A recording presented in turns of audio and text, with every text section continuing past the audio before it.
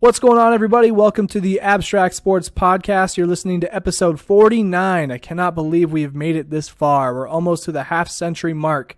We bring sports back to life by looking at unique perspectives on the game from abstract yet popular angles. And we're doing more of the same today.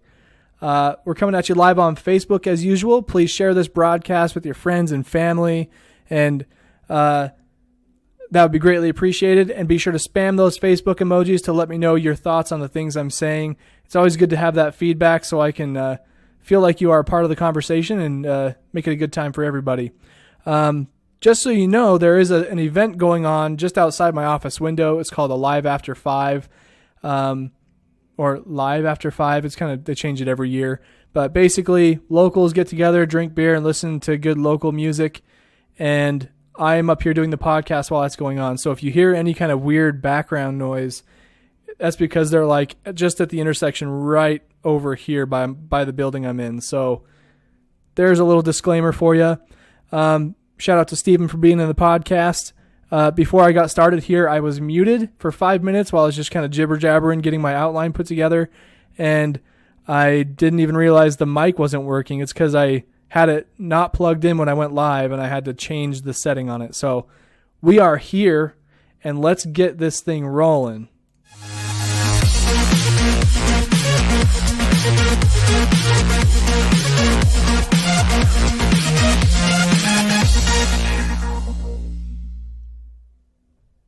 All right, Abstract Sports Nation, let's just dive right into the NBA playoff action. But before we do, I want to let you know that you should be following me on Twitter and Instagram at KyleClay2K. This is my all basketball account. I plan to do only basketball stuff with it. So follow me there if you want to get any of that information. I have another account that's called Kyle Clay Design. I am a graphic and web designer by trade, and so I have that account for professional purposes. This is sort of like my side girl, if you will. I have it so that I can talk about things that I'm passionate about in the sport of basketball. And it helps me stay focused on just that one sport rather than trying to force myself into a hole that I can't fit into, like football and baseball and hockey and all those other things. I can talk generally about sports, but it's always forced. With basketball, it's straight from the heart, straight from the dome, and it's always kind of on point, at least in my own personal opinion. So we're going to go ahead and just jump right in. Today, it's going to be all NBA playoff action. We're going to look at the playoff picture, how we got to where we are right now, the current standings in the conference finals. Maybe recap some of the games in the conference finals and then talk about some predictions that I have made and then make some new predictions going forward, with both of the series tied at 2-2. So without further ado, this might be kind of hard for the people listening on just the audio outlets, but no fret. You can find us on YouTube. Go look for Abstract Sports on YouTube, or really it's linked from the website. You go to abstractsports.com, go down to the footer. There should be a YouTube link there. Go subscribe to our channel, and you can see the images that I'm putting together in the stream. I try to do my best to explain what I'm presenting visually to our live audience. So just know that that's a thing. Okay. All right. Let's jump right into the playoff picture. You're gonna like this view, Steven. You're gonna really like this. Okay, here we go. Oh yeah. I am in the bracket.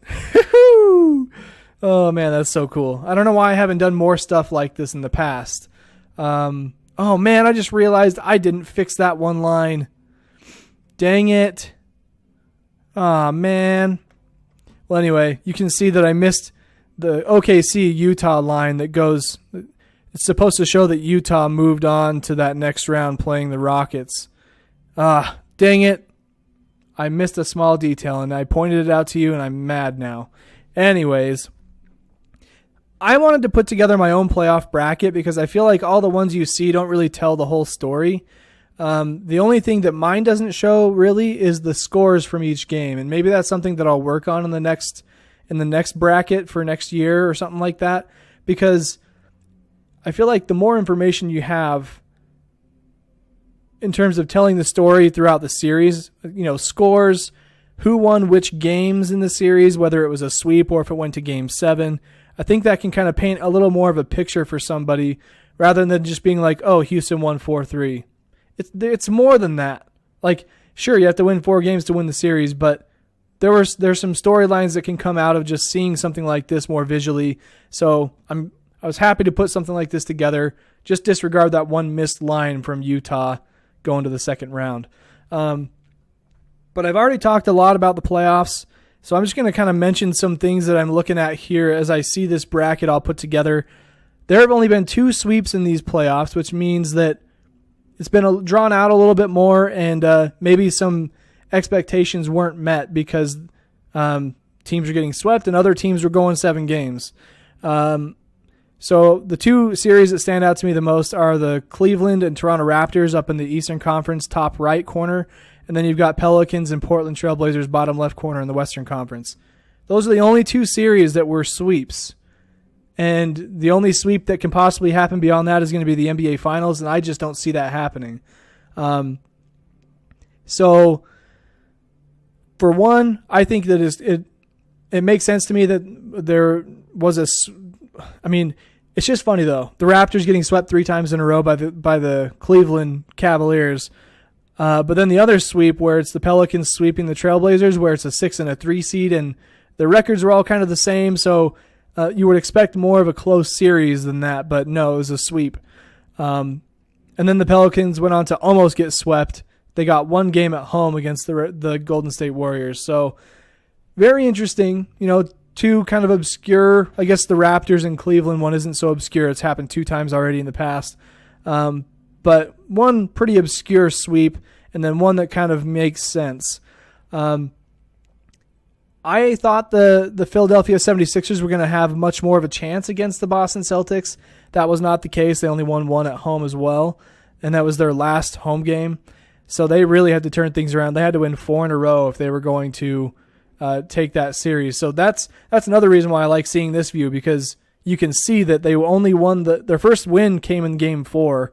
That means they had to win the next 3 games to win the series, and it's like, well, that wasn't going to happen. I mean, I don't know if that has ever happened, a team coming back from down 3-0, or if they have, it's been a really, really long time. And so looking at the Western Conference, how that shook down, the Jazz didn't stand a chance against the Rockets. I had them getting eliminated in the second round as well. I don't remember. I may have had OKC beating them in the first round. I don't recall. We'll just forget I said anything there.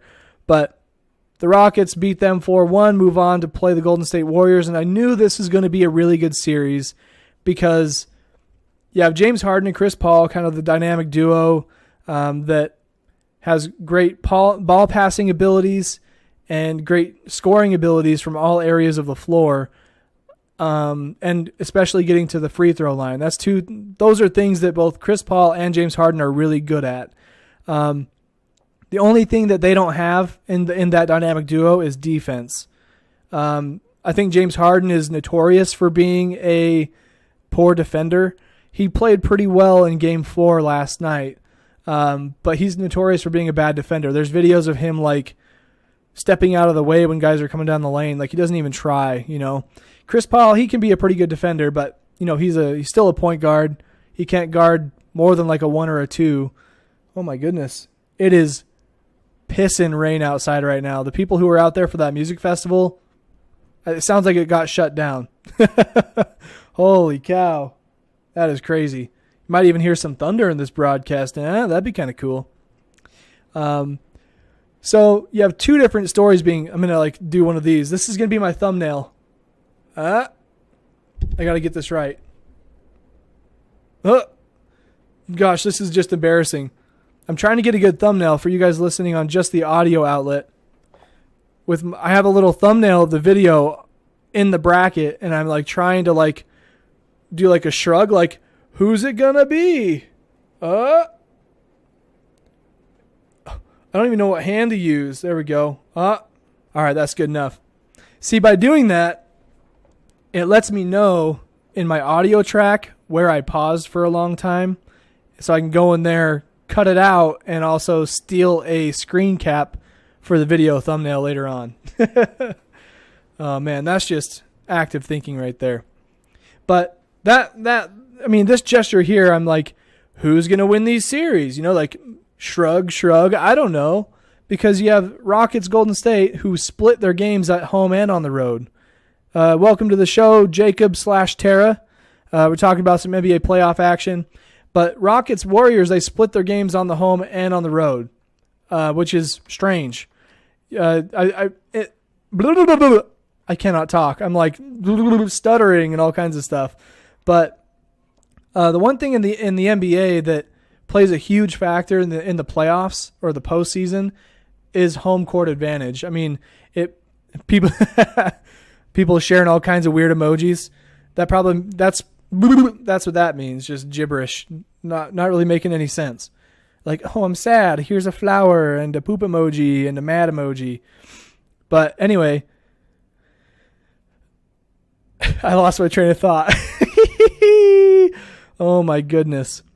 So home court advantage is a really big factor in the NBA playoffs. In the NFL, it is a big factor. I mean, you have to think about players having to travel from one city to the other and be prepared, be mentally prepared and physically prepared with that travel all up in there when they get to the other city.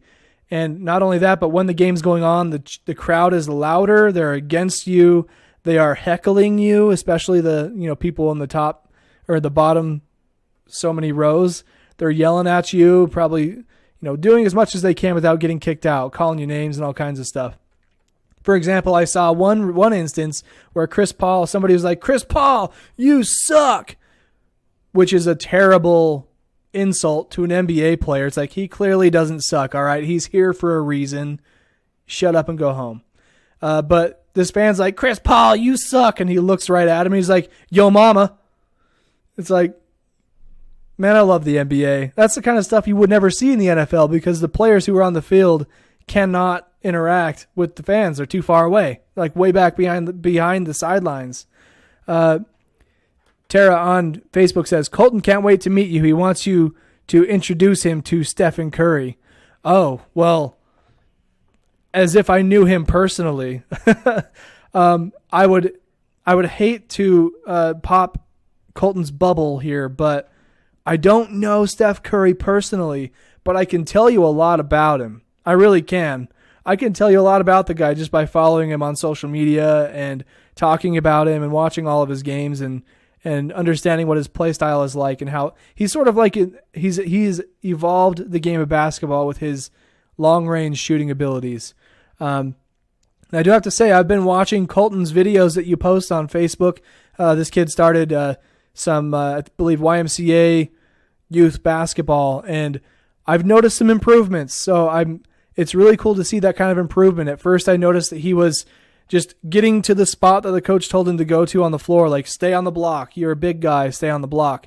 And now I see him being a little more freeform, not just trying to go to that block, but stepping outside of his area to try and defend people, and also to get open to get the ball and get buckets up. So, really cool to see that. So shout out to Colton for balling up. I wish I could play some organized basketball. It's been too long.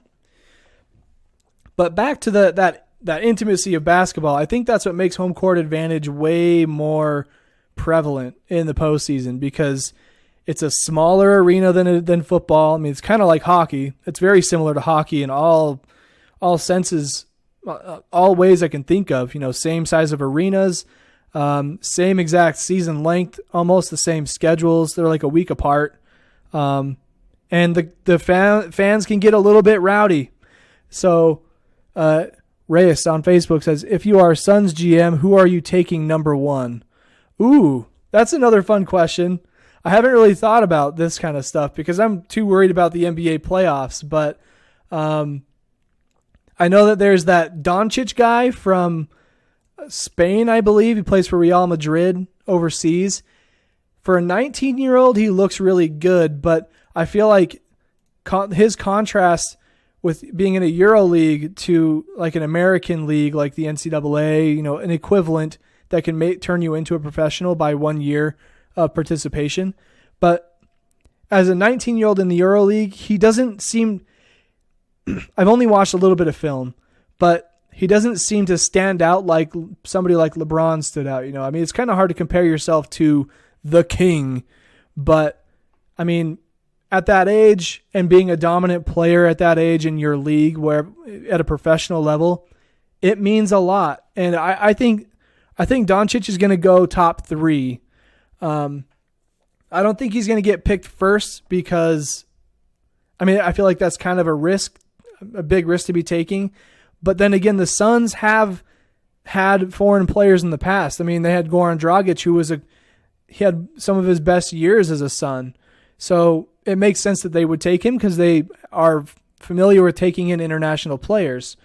Ayton, I think, would be another solid top 3 pick.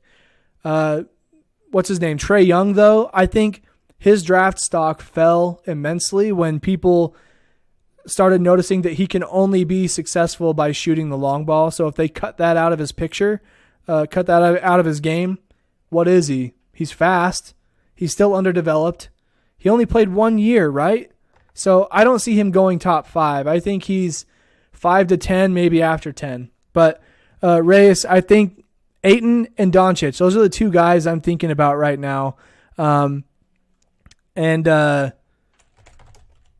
geez, who's that other guy? Meh.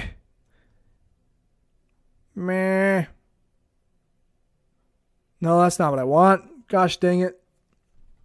There's one other guy in there who's a Duke player. It might be Ayton. Oh, Marvin Bagley. He's the other guy I'm thinking about. And that's funny. The NBA's, or no, this is a website called Land of 10. I'll shout them out just because I'm using their website for this information. But their 2018 NBA mock draft projections for first-round players. Number 1, they have Luka Doncic.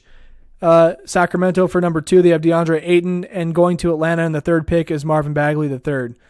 Trae Young, they have going 9. I've seen him at 8, some at 7. I think that might be pretty accurate. It's going to be like the late, like 8, 9, or 10, somewhere in there. That's my opinion. Let's see. Ray says he's taking Ayton first round. That's a solid pick. Steven on Facebook. The coach for the Suns used to coach Luka overseas. Oh, really? Oh, yeah, I did hear about that.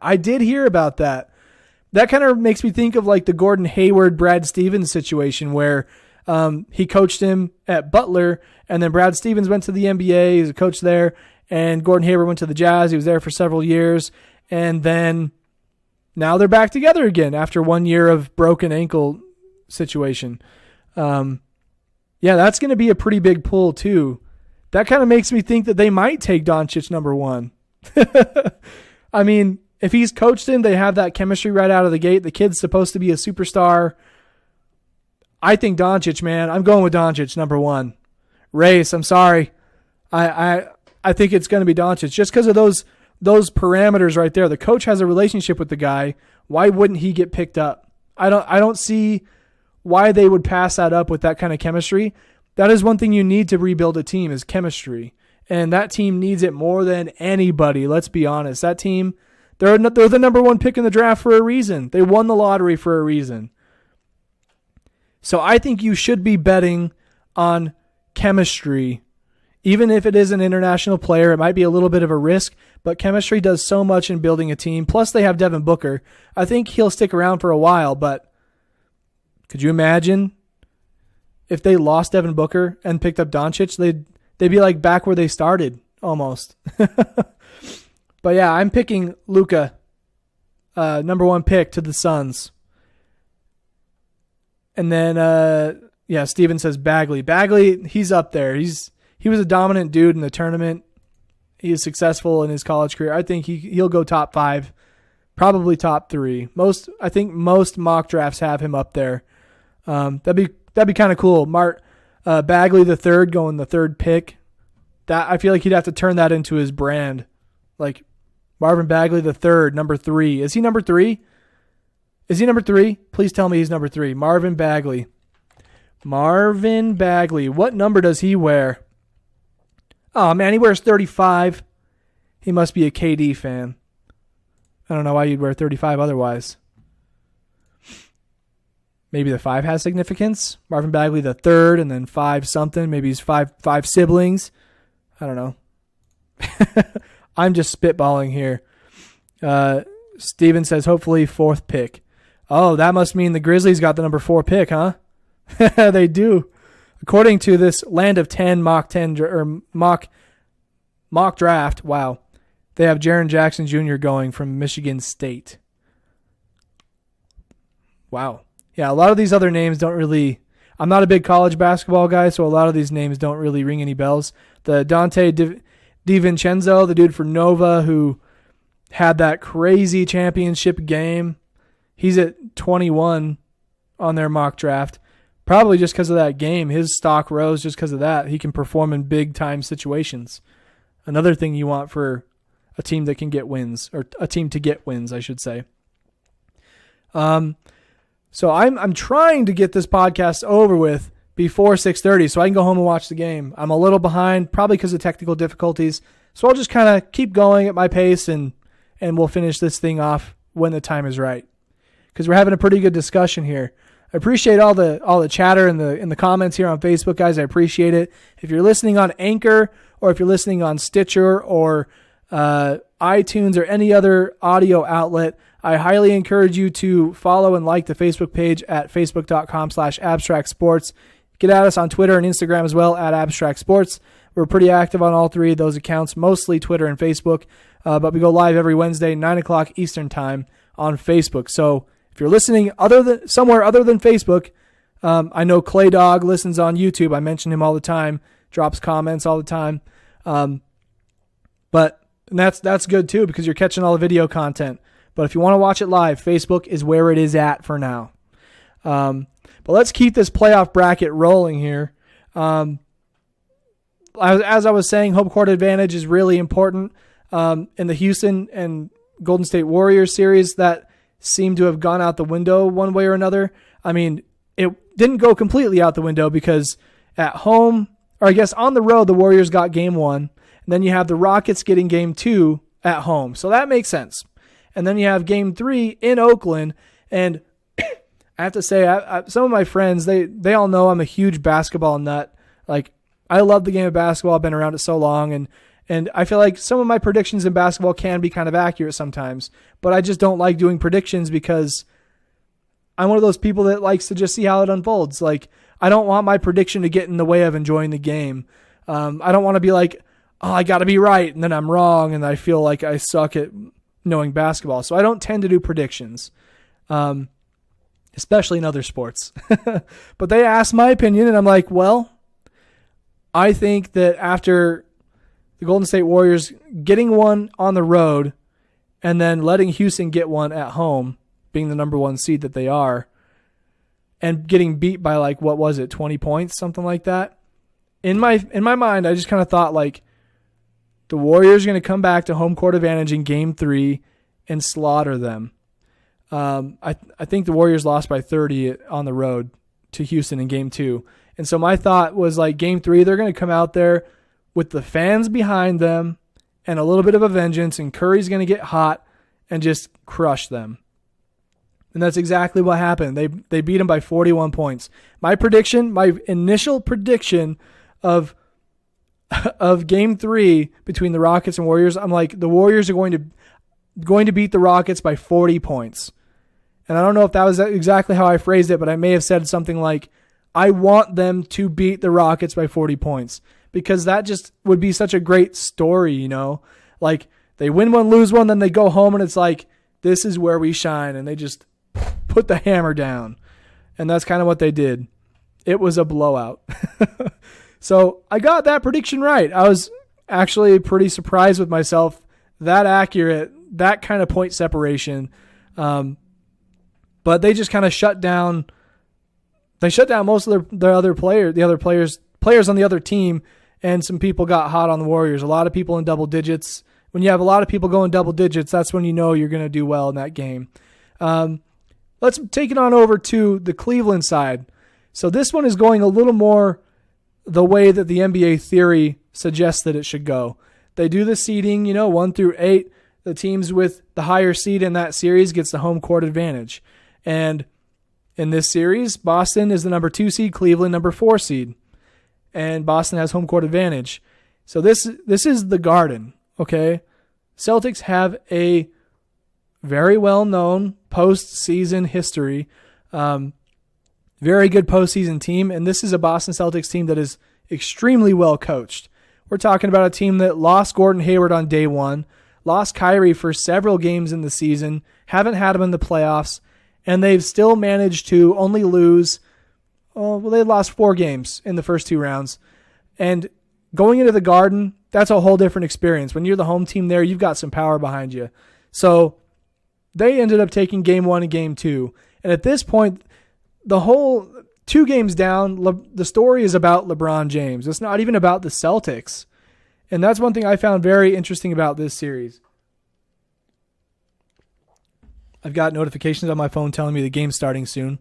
But LeBron has become the story of that series because when they're down 2 against one of the greatest players of all time, losing, getting swept, especially in the finals, would be a huge ding against his legacy as a player.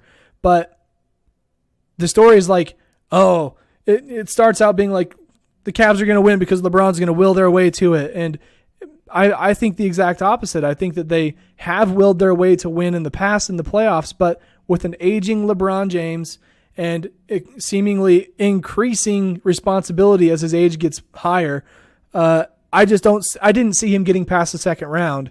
But then, of course, he sweeps the Raptors in 4 games in the second round. So what do I know? So he goes down 2 games in the conference finals in the East against a damn good Celtics team. My thoughts are, if he got through the second series or the second round with a sweep, apparently he does have some juice left in the tank. So maybe he does get a couple of wins at home. I don't know. That's what I was thinking. But then again, the Celtics are playing super well.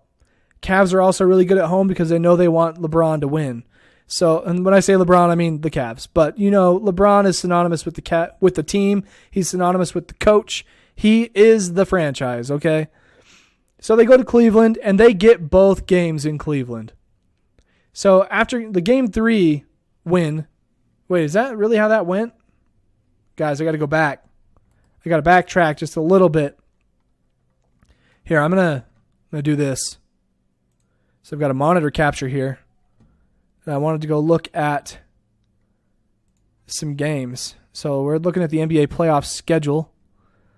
I want to find Cavs game 3, which would be right here. Buy tickets to a game that already happened? What are you talking about? Oh, wait. Am I all turned around? No, that's right. Wednesday, May 23rd.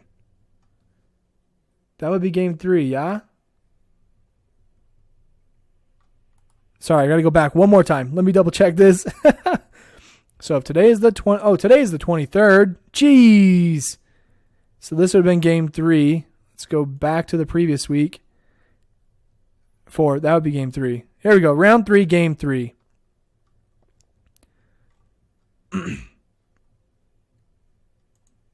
Wait, did I get ahead of myself? Guys, I'm confused. I'm going back to the bracket. See, because I thought game 3 was the one that was the blowout. Yeah, they got their scores wrong, man. What are they talking about? I was looking at round 3, game 3, and they were giving me the score for game 4. WTF. Wow. I can't believe that. Anyways, you can see game 3 was a blowout. They lost the Cavs won by 30 points. That is 30, yeah. Had to do my math real fast. So after that game, they beat the Celtics by 30 at home. And after this, before game 4 started a couple days ago, my brother asked me, so what are your predictions for the game? Before game 4. And I'm thinking, okay, well, the Cavs beat them by 30 in the last game at home, but the Celtics have Brad Stevens as a coach. And so I think that they're going to make it a lot closer. It's not going to be a blowout like it was, but I still think Cleveland's going to get the win, mostly because of home court advantage. and they had a couple of 4-point, 6-point swings close in the third and fourth quarter that really changed the momentum of that game at that point. And that home court advantage comes into play in a big way at that time because the Celtics are clawing back and the Cavs find a way to turn it around and get some points really quick, and the crowd gets into it again, shutting the Celtics out. So I predicted that one too. I mean, I didn't give any exact numbers, but with this one being in Boston, after the 2 wins that they had, I think the Celtics get this one in Boston because they've got them figured out at home, obviously, from Game 1 and Game 2. And they figured out how to correct some problems on the road in Game 3 and Game 4.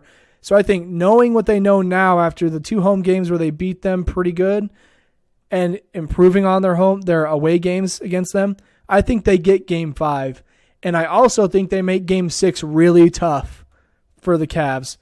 But I think this series goes Game 7. I also think the Western Conference Finals goes 7 games. Let me go back to that series really quick and talk about some scenarios here. So this one, like I said, they split the games at home and on the road. Warriors got Game 1 by about 27, and that was at home. Then they gave up Game 2 at home by 22.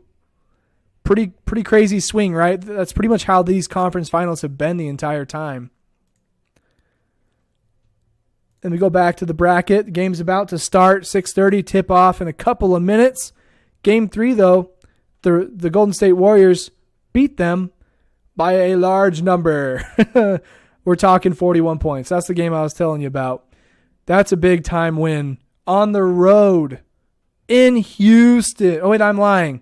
Guys, I'm lying. Game 1 and 2 are on the road for the Warriors. Keep in mind they're the number 2 seed. Rockets are number 1. So let me just step back 1 second. Game 1 was in Houston. Warriors got the win by 27. Or no, 7. Wow, I did the math all kinds of wrong. Guys, I suck. They won by 13. Gosh. Game 2 also in Houston. Rockets got that one by 22. Still a crazy swing in points, though. And for splitting games at the same arena. And then Game 3 was the one in Golden State, Oracle Arena. They won by 41 points. That's the one I predicted pretty much on the nose. And then last night, I did not get to watch the end of the game because I went and watched Avengers Infinity War. I was okay with that. It was a good movie. But I still wish I could have watched that close game, 95-92, Houston Rockets getting the win on the road in Oracle. That would have been something to see. But I caught the highlights, and it was neat. Curry went off in the third quarter, did his thing like he should be. And so I think this series is going to reflect this trend in a similar way that other series is going to reflect its own trend. They're splitting games. The teams are clearly not on the same page with one another or with themselves, I should say. And so I think from this point on, it's somewhat like home court advantage is going to play a big factor. But I think Game 6 is going to be the one that solidifies who's going to win this series. And I know, obviously, if whoever wins Game 5, let me put it this way. Obviously, if somebody wins Game 5 and then they win Game 6, the series is over. I get that. Looking at it, I know. But what I'm saying is, if this game goes to Game 7, whoever won Game 6 is taking it. And that's just because it's been flip-flopping back and forth. So if it flip-flops from Game 5 to Game 6, I think the only factor I can think of that'll play a big role going into a Game 7 is going to be momentum. I don't care if it's on the road or at home. Game 7 at home is the one you want. You want to have that at home for your team. So whoever it is, if they have home court advantage and they won Game 6, it's a in-the-bag thing. If it is the team who won Game 6 does not have home court advantage going into Game 7, I think it goes to overtime. That's kind of what I'm looking at. That's sort of the prediction I'm making right now. I know that's a bold one, but that's just how close it can be. So I'm sticking with that. If they split Game 5 and 6, whoever has home court in Game 7 wins in a big way.